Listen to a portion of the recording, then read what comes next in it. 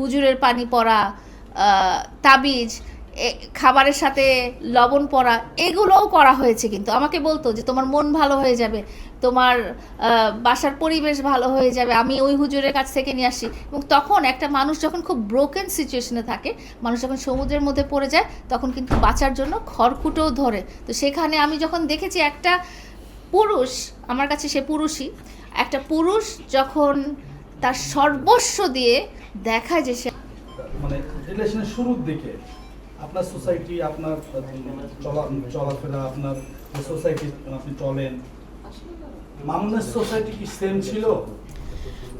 প্রথমত শুধু সোসাইটি কেন, সেম ছিল কিনা? একদমই সেম ছিল না। তাহলে আপনি কেন আপনাকে ম্যানিপুলেট করার সুযোগ? এই যে আমি আপনাকে তো কি বললাম যে প্রথমত আমি একটু এলাবোরেট করে বলি। প্রথমত শুধু সোসাইটি না, তার কোনো দিক দিয়ে সে আমার যোগ্য না। ইভেন আমি যদি আজকে ডাইরেক্টলি বলতে যাই যে আমার কাজের লোকদেরও ব্যাকগ্রাউন্ড তার চেয়ে ভালো ছিল ওই সিচুয়েশনে। আপনি কি মনে করেন যে আপনার সোসাইটি তার জায়গাতে নিয়ে নামাইছে ও? আমার সোসাইটি তার জায়গায় নিয়ে নামিয়েছে সেটা তো পরের কথা।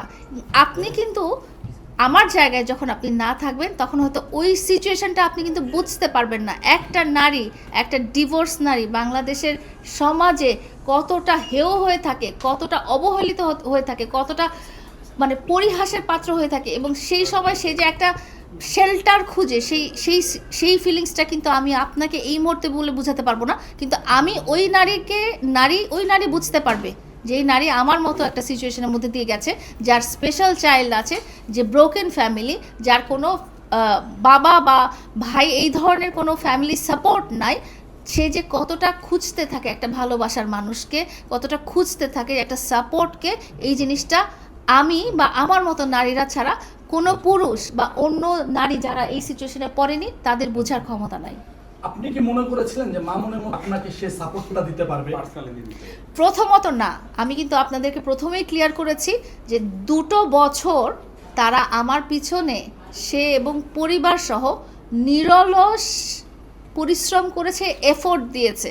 এবং আমি আপনাকে সেটাও বলেছি যে তারা শুধু এফোর্ট দিয়েই ক্ষান্ত হয়নি, সে আমার জন্য কতটা পাগল।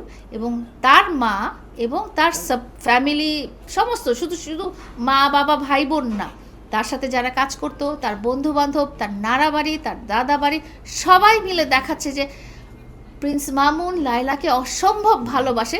এবং যেই সিচুয়েশনে হোক না কেন, সে লায়লাকে ওইভাবেই গ্রহণ করতে রাজি এবং কখনো ছেড়ে যাবে না।